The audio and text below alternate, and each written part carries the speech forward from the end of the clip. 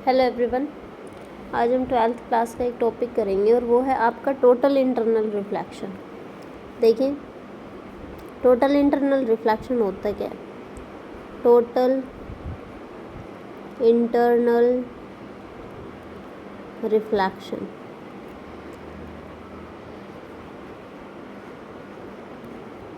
इसमें ना हम रिफ्लेक्शन कैसे करते हैं। जैसे मैं आपको ये बोलूँ कि मान लीजिए आपके पास ये वाटर टैंक है, ठीक है, और यहाँ से ये वाटर टैंक के अंदर, कंप्लीट वाटर टैंक के अंदर क्या फील्ड है? वाटर भरा हुआ है, ठीक है, इसमें पानी भरा हुआ है। अब हम यहाँ पे बोलते हैं कि यहाँ पे ना इस पॉइंट पे एट द बॉटम पार्ट, इस पॉइंट पे, चाहे आप यहाँ मान लीजिए इस बॉटम पार्ट पे, मैं आपको ये बोल दूँ कि यहाँ पे इसमें ये आपका क्या है? लाइट सोर्स है, ठीक है। लाइट सोर्स हमने लगा दिया, मान लो कोई बल्ब लगा दिया, कुछ भी लगा दिया, जैसे पार्क वगैरह में लगे हुए होते हैं इसमें ऐसे।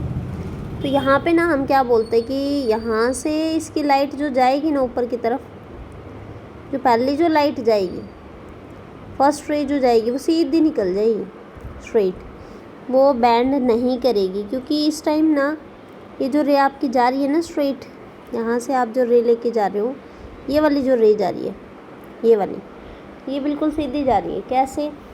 ठीक है, नॉर्मली जा रही है। ऐसे क्यों? रिफ्रैक्ट क्यों नहीं हुई? क्योंकि ये किस मीडियम से किस में जा रही है? ये हमारी जा रही है कौन से मीडियम से? वाटर से। वाटर से किसके अंदर जा रही है? वाटर से जा रही है एयर के अंदर, फ्रॉम वाटर टू एयर, ठीक है। तो हम यहाँ पे बोलते हैं कि ये बिल्कुल भी मुड़ नहीं रही है इसके ऊपर। अब ये जो रे है ना, ये आपकी कौन सी रे कहलाएगी? इसको हम कौन सी रे बोलते हैं? यहाँ से यहाँ तक, इस पॉइंट तक जब ये रे आती है ना आपकी, तो इस रे को आप कौन सी रे बोलते हो? इसको आप बोलते हो कौन सी रे? Incident ray. इंसिडेंट रे होगी यहाँ से ये आई, तो यहाँ से ये जो इंसिडेंट रे है, ये ना सीधी चली जाते बिना मुड़े, मतलब रिफ्रैक्शन होता ही नहीं इसमें। रिफ्रैक्शन क्यों नहीं होता? अगर आपकी इसके ऊपर बनाओगे ना नॉर्मल, इसके ऊपर आपने नॉर्मल बनाया मान लीजिए ये, तो देखिए ब्लैक कलर वाली लाइन जो है वो तो हमारी क्या है? रे है। और ब्लू वाला क्या है? नॉर्मल। तो नॉर्मल और ब्लैक कलर वाली लाइन मतलब इंसिडेंट रे, दोनों के बीच में एंगल क्या है? ज़ीरो है। तो यहाँ से ना मैं ये कह सकती हूँ कि इसमें, इस पॉइंट पे एंगल ऑफ इंसिडेंस क्या है आपका? ज़ीरो है। और एंगल ऑफ इंसिडेंस अगर आपका ज़ीरो होता है तो रिफ्रैक्शन एंगल भी क्या होता है? ज़ीरो। मतलब लाइट मुड़ेगी नहीं, सीधी निकल जाएगी बिना रिफ्रैक्ट किए, क्योंकि एंगल ऑफ रिफ्रैक्शन क्या है आपका? एंगल आर आपका ज़ीरो है। उसके बाद मैं ये बोलती हूँ कि इसने सेकंड रे एमिट की, ठीक है। तो ये जो सेकंड रे एमिट करती है, ये जो लाइट सोर्स ने सेकंड रे एमिट की, वो यहाँ तक आ गई, ठीक है। इस पॉइंट तक आने के बाद ये लाइट क्या करेगी? रिफ्रैक्ट कर जाएगी। यहाँ पे ना हम इसके इस पॉइंट ऑफ इंसिडेंस पे क्या बना देते हैं? नॉर्मल बना दिया हमने, ठीक है। अब ये जो नॉर्मल आप बना रहे हो, यहाँ से ये रे जो है ये क्या कर जाएगी हमारी? ये रिफ्रैक्ट कर जाएगी, लेकिन ये जाएगी कहाँ से? डेंसर से। अगर रेयरर में जा रही है तो अवे फ्रॉम नॉर्मल जाएगी, अवे फ्रॉम नॉर्मल, मतलब इस रास्ते से निकल जाएगी, ऐसे निकल गई। तो यहाँ पे मैं आपको ये बोल सकती हूँ कि यहाँ तो आपका आर ज़ीरो था, इस पॉइंट पे आपका एंगल ऑफ रिफ्रैक्शन थोड़ा बढ़ गया। ये वाला अंदर वाला जो एंगल है, इसको आप क्या बोलोगे? Angle of incidence. तो आप एक बात बताइए, यहाँ से मैं आपको ये बोलूँ कि एक तो ये वाला एंगल और एक ये वाला एंगल, ये वाला एंगल दोनों क्या है? सेम है, सेम है ना। तो यहाँ से इसको हम एंगल ऑफ इंसिडेंस बोलते हैं। ये हमारा क्या है? रे ऑफ लाइट टकरा रही है इस सरफेस पे, तो ये वाला एंगल क्या हो गया आपका? Angle of incidence. मतलब इस एंगल को हम बोल सकते हैं एंगल ऑफ इंसिडेंस। और ये वाला एंगल क्या होगा आपका? एंगल ऑफ रिफ्रैक्शन हो गया। फिर इसने और नेक्स्ट रे एमिट करेगी यहाँ पे ये, तो अगली रे जब एमिट करती है यहाँ से, हम ये बोलते हैं कि यहाँ से इसने रे नेक्स्ट एमिट की, तो मैं आपको ये बोलूँ कि ये जो रे यहाँ के टकराई, अब ये रे भी क्या होगी? रिफ्रैक्ट होगी। तो रिफ्रैक्ट होगी ना, तो यहाँ से पहले तो हम इस पे क्या बनाएंगे? इस रे पे यहाँ पे हमने नॉर्मल बना दिया, ठीक है। उसके बाद यहाँ से ये रे जो है वो आपकी रिफ्रैक्ट हो जाएगी। और रिफ्रैक्ट किस एंगल से होगी? अवे फ्रॉम नॉर्मल तो जाएगी, डेंसर से रेयर जा रहा है, लेकिन यहाँ से ये जो रिफ्रैक्शन एंगल है ना, ये आपका बढ़ जाएगा। मतलब ये वाला एंगल, ये वाला एंगल जो है, ये वाला आपका एंगल ऑफ रिफ्रैक्शन इंक्रीज़ हो जाएगा। आपको दिखाई भी दे रहा है। अगर मैं इसको R1 नाम दूँ, इसको R2 नाम दूँ ना, तो आपका R2 ज़्यादा आएगा किससे, R1 से। और आपका ये वाला एंगल ऑफ इंसिडेंस है ना फर्स्ट वाला I1, और ये वाला एंगल ऑफ इंसिडेंस का नाम क्या दूँ मैं, इसको नाम दे देती हूँ I2। तो ये जो एंगल I2 है, I2 एंगल जो है वो हमारा क्या होगा, वो ज़्यादा होगा, I2 ज़्यादा है किससे, I1 से, पहले वाले एंगल से। तो I2 ग्रेटर बनेगा किससे, एंगल ऑफ इंसिडेंस से। I2 ग्रेटर है I1 से।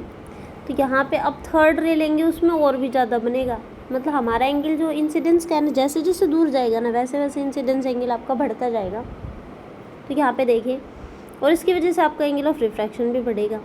तो यहाँ पे अब मैं थर्ड रेस में अगर बोलूँ कि थर्ड रेस ने एमिट की, तो ये देखिए, ये जो थर्ड रे है ये यहाँ पे आके टकरा रही है। अब यहाँ पे इस थर्ड रे के आने के बाद हम यहाँ पे इस पे क्या बनाते हैं, हमने बना दिया नॉर्मल, ठीक है, ये हमारा नॉर्मल है। तो ये देखिए, अब ये वाला जो एंगल है ना, ये वाला एंगल क्या है, थर्ड एंगल है, और इस थर्ड एंगल को हम कौन सा बोलेंगे, एंगल ऑफ इंसिडेंस, ठीक है। तो ये I3 जो एंगल है ना, इसके लिए भी रिफ्रैक्शन बढ़ेगा। हर इंसिडेंस एंगल के लिए मैं आपको ये बोल रही हूँ कि इंसिडेंस एंगल जहाँ जहाँ बढ़ेगा ना, वहाँ वहाँ रिफ्रैक्शन एंगल आपका क्या करेगा, इंक्रीज़ करेगा। या अपैरो ना लिख के अगर I मैं कह दूँ कि I इंक्रीज़ करता है, तो R भी क्या करेगा, R भी आपका इंक्रीज़ करेगा, ठीक है। दोनों एक दूसरे पर डिपेंड करते हैं। तो यहाँ से इंक्रीज़ करेगा, तो यहाँ पे ना आपका एंगल ऑफ रिफ्रैक्शन कितना हो जाएगा। अब आप एंगल ऑफ रिफ्रैक्शन देखिए, यहाँ पे आप एंगल ऑफ रिफ्रैक्शन जो लेंगे ना, वो हमारा देखिए, ये रे ऐसे आ गई, तो ये वाला जो एंगल आपका बना ना, ये वाला, इसको हम बोलते हैं एंगल ऑफ रिफ्रैक्शन, और ये एंगल इस टाइम हो जाएगा 90 डिग्री का। तो यहाँ पे जो एंगल ऑफ रिफ्रैक्शन जब 90 डिग्री का हो जाता है ना, उस टाइम एंगल ऑफ इंसिडेंस हमारा क्या कहलाता है, इसको हम बोलते हैं क्रिटिकल एंगल। क्या बोला जाता है इसको, क्रिटिकल एंगल, ठीक है। तो ये क्रिटिकल एंगल आपका बन चुका है। यहाँ से मतलब मैं इसको ये लिख सकती हूँ कि एक सेकंड में इसको इरेज कर देती हूँ यहाँ से ना, नेक्स्ट रे जाएगी। तो यहाँ पे मैं ये बोलती हूँ कि आपका I3 जो एंगल है ना, एंगल इंसिडेंस का क्रिटिकल एंगल कहलाएगा। C जो एंगल है ये आपका क्या है, C को हम क्या बोलते हैं, क्रिटिकल एंगल। कौन सा एंगल बोला जाता है इसको, क्रिटिकल एंगल बोलते हैं हम ये कहते हैं कि the value of angle of incidence, ठीक है। मतलब हम ये कहते हैं कि क्रिटिकल एंगल क्या होता है, एंगल ऑफ इंसिडेंस जो हमारा है ना, उसको हम क्या कहते हैं, is called angle of critical, मतलब इज़ कॉल्ड, क्या बोला जाएगा इसको, इज़ कॉल्ड क्रिटिकल एंगल। कब, कंडीशन क्या रहती है, इसको हम क्रिटिकल एंगल कब बोलते हैं, जब हमारा एंगल ऑफ रिफ्रैक्शन कितना बन जाए, 90 डिग्री। ये R जो है रिफ्रैक्शन एंगल है, मैं लिख देती हूँ रिफ्रैक्शन एंगल। जब आपका रिफ्रैक्शन एंगल कितना बन जाए, 90 डिग्री, उस टाइम उस इंसिडेंस एंगल को हम क्या नाम देते हैं, एंगल ऑफ क्रिटिकल एंगल नाम देते हैं। किस सिंबल से लिखते हैं इसको, कैपिटल C से लिखा जाता है। अब देखिए, अब इसमें ना लास्ट टाइम एक रे और आती है हमारी, और वो रे हमारी क्या है, सबसे लास्ट में जो रे आएगी ना, ये यहाँ से हम जो रे ले रहे हैं, फोर्थ वाली रे, यहाँ आके टकरा रही है, यहाँ पे मान लेती हूँ मैं, ठीक है, यहाँ पे आके टकरा रही है। अब यहाँ पे हमने इसको बोला ना कि यहाँ आके टकरा रही, तो यहाँ पे इस जगह पे आप क्या बनाओगे, फिर से आपने नॉर्मल बना दिया। तो अब देखिए, यहाँ पे जो एंगल आपका बन रहा है ना, एंगल ऑफ इंसिडेंस, वो आपका सबसे ज़्यादा है। ये फर्स्ट पॉइंट, यहाँ तो I0 था, ठीक है, यहाँ थोड़ा सा एंगल बढ़ा I1, और यहाँ I2, और यहाँ आपका I3, और लास्ट में आपका I4 है। तो I4 जो है ना, वो क्रिटिकल एंगल सबकी बार क्या है, ज़्यादा है। मतलब ये जो एंगल I4 है, I4 मैं ये कह दूँ कि ये बढ़ के अब की बार किससे ज़्यादा हो गया, क्रिटिकल एंगल से। समझ आ रहा है, इसको आप I4 यहाँ पे लिख लो कि हमारा जो I4 है ना, वो ज़्यादा आ रहा है किससे, क्रिटिकल एंगल से। और जिस जगह पे I4 क्रिटिकल से ज़्यादा हो जाता है ना, मतलब एंगल ऑफ इंसिडेंस अगर क्रिटिकल से ज़्यादा हो गया, उस टाइम रिफ्रैक्शन नहीं होता, मतलब रिफ्रैक्शन बढ़ता बढ़ता ना इतना ज़्यादा हो जाएगा कि ये जो आपकी रे है ना, ये रिफ्रैक्ट नहीं करेगी, ये आपकी रिफ्लेक्ट कर जाएगी यहाँ से। ये देखिए, इधर से निकल जाएगी ये ऐसे। तो ये जो रे है ना, ये अब की बार देखिए डेंसर मीडियम से वापस डेंसर में आ गई। ये जो एंगल इसने बनाया है ना, ये वाला जो एंगल बनाया है इसने, ये वाला, ये एंगल आपका आर कहलाएगा। और ये आर अब की बार रिफ्रैक्शन नहीं है, ये है आपका, इस पॉइंट को आप पी नाम दे दो। तो ये जो एट पी पॉइंट पे क्या होगा, एंगल इंसिडेंस I4 जो है वो क्रिटिकल से बढ़ गया। नाम दे रखा मैंने I4 को, तो मैं ये कह सकती हूँ I जो है वो क्रिटिकल से बढ़ गया। सो यहाँ पे क्या हो रहा है, रिफ्लेक्शन हो रहा है, लेकिन वो रिफ्लेक्शन ना इंटरनल है। और इसको हम कौन सा रिफ्लेक्शन बोलते हैं, टोटल इंटरनल रिफ्लेक्शन। कौन सा रिफ्लेक्शन बोला जाता है इसको, टोटल इंटरनल रिफ्लेक्शन बोला जाता है, टोटल इंटरनल रिफ्लेक्शन। TIR इसको शॉर्ट से लिखते हैं, इसको हम TIR से लिख देते हैं, टोटल इंटरनल रिफ्लेक्शन को TIR से। तो हम ये बोलते हैं कि टोटल इंटरनल रिफ्लेक्शन हो गया कब, जब एंगल ऑफ इंसिडेंस ज़्यादा है। टोटल इंटरनल रिफ्लेक्शन होता है कि ray of light denser medium से वापस घूम के किस में आ जाए, डेंसर मीडियम में आ जाए। ये तो हमारी वाटर की इंटरफेस थी, देखिए ये वाली, ठीक है। और हमने अलग अलग पॉइंट पे माना है, हम ये बोलेंगे कि सबसे ज़्यादा एंगल ऑफ इंसिडेंस I4 है, उससे कम कौन सा था I3, उससे कम I2 और सबसे कम I1, ठीक है। और I1 तो आपका कितना था, I1 तो आपका I1 ही नाम देंगे इसको, हाँ I1 सबसे कम हो गया ना, I1 I2 I3 I4, ठीक है। तो ये TIR का टॉपिक है। अब आगे करते हैं इसमें कॉन्सेप्ट। देखिए यहाँ पे मैं आपको बोल रही हूँ ना कि ये लाइट एक रे, ये लाइट ऐसी छोड़ती है जिस पे हमारी ये वाटर, ये तो क्या है हमारी सोर्स है, लाइट सोर्स है। तो एक रे इसने ऐसी छोड़ी है जहाँ पे हमारा रिफ्रैक्शन एंगल जो है, मतलब क्रिटिकल की कंडीशन कर रही है, तो स्ट्रेट चली गई थी। और एक रे इसने कैसे छोड़ी है, ऐसी छोड़ी, जिसके ऊपर आप जो एंगल ले रहे हैं रिफ्रैक्शन एंगल, वो आपने कितना लिया है, कितना लिया आपने एंगल ऑफ रिफ्लेक्शन लिया है आपने कितना, एक सेकेंड रुकिए। देखिए जो एंगल आप ले रहे हो यहाँ पे आपने नॉर्मल बना दिया, ठीक है। और यहाँ पे आप ये रे जो आप ले रहे हो ना, आप ये कह रहे हो कि ये रे हमारी 90 डिग्री के एंगल से चली जाती है, मतलब ये जो रे है रिफ्रैक्ट कर रही है ये, तो उस टाइम रिफ्रैक्शन एंगल 90 डिग्री हो रहा है। उस टाइम इस एंगल को हम I एंगल को क्या नाम देते हैं, क्रिटिकल एंगल, ठीक है। तो इसका ना एक हमारा ये बन जाता है कि हम इस पॉइंट को नाम दे देते हैं, मान लीजिए M नाम दे देते हैं इसको, एट M पॉइंट पे हम ना रिफ्रैक्शन का कॉन्सेप्ट करते हैं। तो रिफ्रैक्शन का, अब वाटर था एक मीडियम, ऊपर क्या है आपका एयर, तो मैंने आपको बोला था स्नेल्स लॉ हम लगाते हैं ना, तो हम क्या करते हैं, इंसिडेंस एंगल और इसका रिफ्रैक्टिव इंडेक्स म्यू वाटर, ठीक है। और ये क्या होगा, म्यू एयर, ये म्यू एयर और ये क्या है हमारा म्यू वाटर। तो रिफ्रैक्टिव इंडेक्स वाटर का लेंगे, स्नेल्स लॉ है ये सीधा, और इसको मल्टीप्लाई करेंगे किससे, साइन ऑफ एंगल, वो एंगल जो वाटर में बन रहा है, वो एंगल क्या है आपका sine of angle of incidence, मतलब एंगल ऑफ इंसिडेंस आपका कौन सा है, equal to critical, equals to फिर एयर का रिफ्रैक्टिव इंडेक्स मल्टीप्लाई इसमें जो एंगल बन रहा है म्यू एयर, और साइन एंगल कौन सा आपका आर। तो यहाँ से म्यू वाटर म्यू डब्ल्यू से लिख देते हैं, sine C equals to mu air का रिफ्रैक्टिव इंडेक्स 1 मानते हैं हम, साइन आर साइन 90, और साइन 90 की वैल्यू आपको पता है, ये म्यू वाटर है, sine C equals to sine 90 की वैल्यू 1 होती है।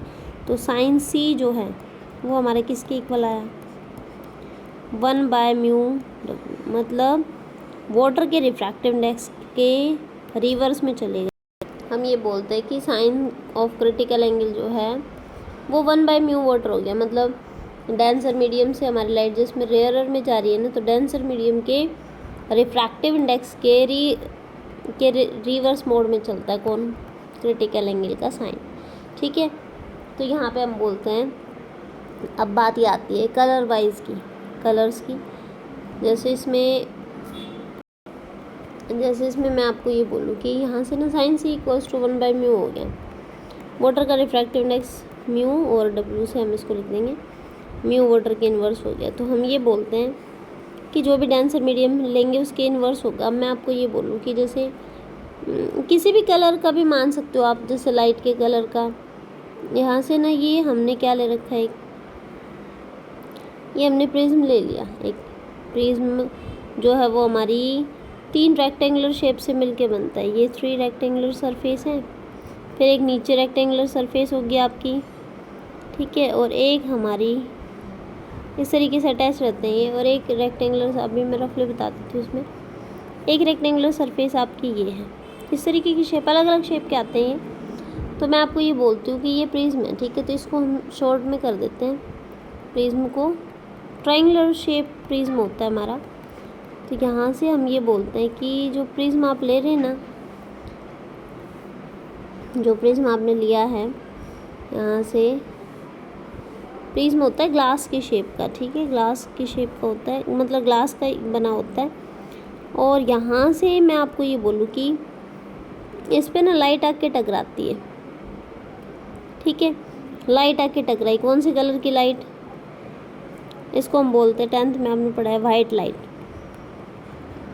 ठीक है। तो ये वाइट लाइट ना 7 रंगों में डिवाइड हो जाते हैं। इस पॉइंट पे आके रिफ्रैक्शन हो जाता है, मतलब लाइट हमारे 7 कलर्स, ये कितने कलर से मिलकर बनती है, 7 कलर से। और वो 7 कलर्स हमारे जो होते हैं ना, वो कौन कौन से होते हैं, violet, indigo, blue, green, yellow, orange और रेड। ये तो कौन सा है, दिस इज वॉयलेट कलर। ये कौन सा है, इंडिगो, ठीक है। ये कौन सा है, दिस इज ब्लू। ये कौन सा है, ग्रीन। फिर आपका आता है येलो, ओ से ऑरेंज और आर से रेड। इस तरीके से हमारे 7 रंग होते हैं। तो यहाँ पे ना जैसे ही इस सरफेस पे, ये हमारा जो प्रिज्म है, ये किसका बना हुआ है, पूरा ग्लास का। इस पॉइंट पे जैसे ही लाइट टकराएगी ना, 7 रंगों में डिवाइड हो जाते हैं। मतलब लाइट का जो रास्ता है ना, लाइट का रास्ता जो है हमारा, वो तो ये था, हमारा जो लाइट का रास्ता था वो ये था, एक्चुअल रास्ता, सीधा जाना था इसको। लेकिन रिफ्रैक्शन हो जाएगा, रिफ्रैक्शन की वजह से सारे कलर, ये जो हमारी लाइटें मुड़ जाएगी, ठीक है, ऐसे इस तरीके से मुड़ जाती है। तो मैं आपको ये बोलती हूँ कि 7 रंगों में डिवाइड हो जाएगी। 7 लाइन्स बना देती हूँ उसमें, 4, 6 और लास्ट आपकी क्या है, 7। यहाँ से आगे, तो यहाँ से ना हम इनके नाम देते हैं। ये हमारा सबसे नीचे वाला होता है वी, वॉयलेट, ठीक है, वॉयलेट, फिर इंडिगो, फिर ब्लू, फिर ग्रीन, फिर येलो, फिर ऑरेंज और लास्ट वाला क्या होता है, रेड, ठीक है। तो हम ये बोलते हैं कि यहाँ पे ना ये जो लाइट, इसको सीधा जाना था, तो सबसे कम हमारा कौन सा कलर मुड़ रहा है, रेड। और सबसे ज़्यादा कौन सा मुड़ रहा है, वॉयलेट, सबसे ज़्यादा। जैसे मैं अगर वॉयलेट का एंगल बनाऊंगी ना, तो वॉयलेट का तो ये बनेगा, ये वाला।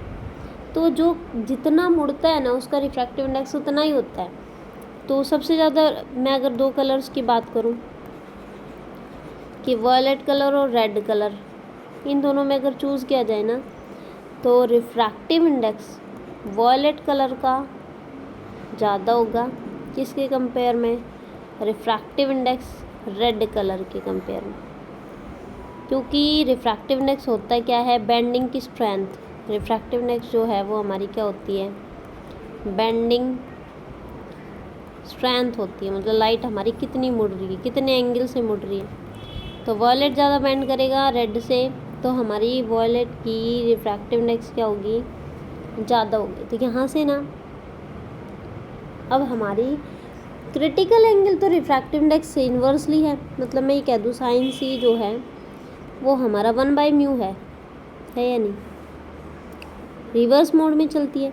तो क्रिटिकल एंगल की बात अगर करें ना, साइन ऑफ क्रिटिकल एंगल, तो किसका ज़्यादा हुआ, इसको मैं शॉर्ट में लिख दूँ म्यू वॉयलेट, वी से लिख दिया, ग्रेटर है किससे, म्यू रेड से। बल्कि क्रिटिकल एंगल इसका उल्टा चलता है, तो क्रिटिकल एंगल किसका कम होगा, वॉयलेट कलर का। तो मैं यहाँ पे लिख दूँ कि क्रिटिकल एंगल जो हमारा होगा ना, कि लाइट हमारी जब मुड़ेगी, मतलब क्रिटिकल एंगल का भी तो कॉन्सेप्ट चल ही रहा है, critical angle of violet colour, violet colour किससे कम होगा, लेस देन किससे, critical angle of red colour. Red colour जो होती है उसकी क्रिटिकल एंगल, उसका क्रिटिकल एंगल ज़्यादा होगा और वॉयलेट कलर का क्या होगा, कम होगा। ठीक है, और नेक्स्ट क्लास में करते हैं, इसके बारे में आप पढ़ लेना। अगर कोई भी आपको प्रॉब्लम लगती है तो आप मुझे कमेंट बॉक्स में बता दिया करो, और अगर आपको अच्छा लगे तो लाइक किया करो। ठीक है, और ठीक है, नेक्स्ट वीडियो में करते हैं टॉपिक।